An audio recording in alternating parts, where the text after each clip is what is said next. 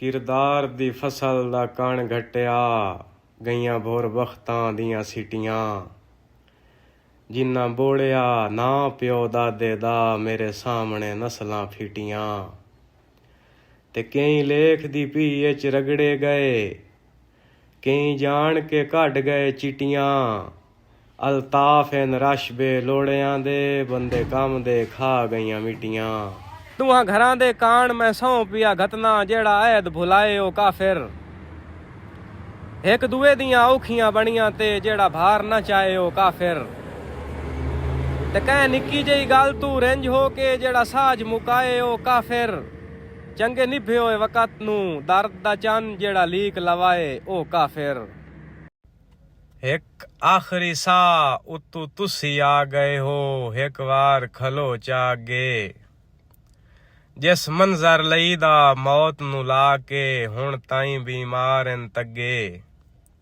ते मतां रुठी होई जिंदगी भाएं आवे गल जे सरकार चा लगे अरमान तू आबिद सा मुक गए बाई ला गर्ज चा ना सगे।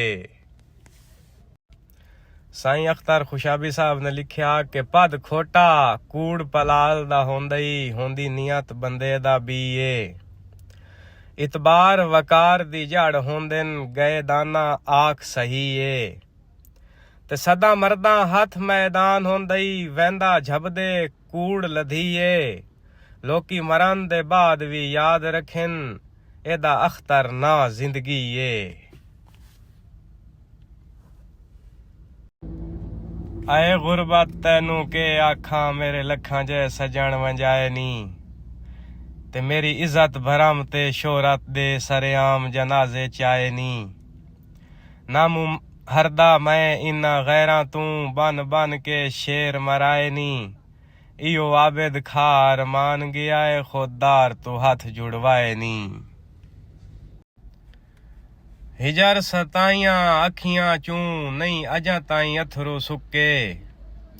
मैथू खुफिया राज मुहब्बतां दे नहीं यार लुकाया लुके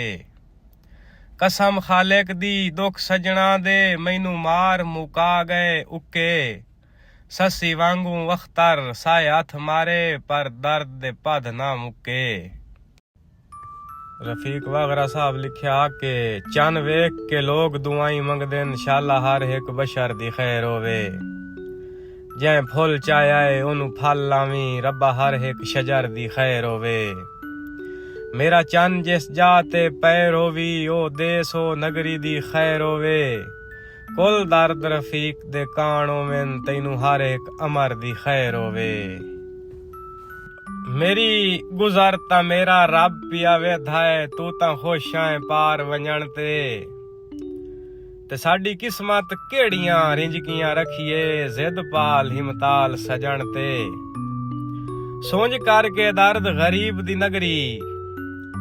ओ सोच करके दर्द गरीब दी नगरी चाड़ी वतनाए दे दुश्मन ते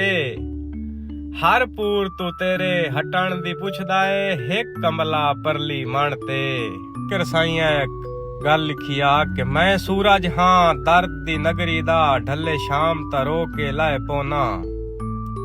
मेरे सफरां दी तफसील ना पुछ कदी उठदा हाँ कदी ढाए पौना कदी सहरा विच रात आ वेंदी ए कदी जंगलां विच मैं रह पौना मैं शाकिर वक्त दा अथरू हाँ कोई वैण करे मैं ढाए पौना।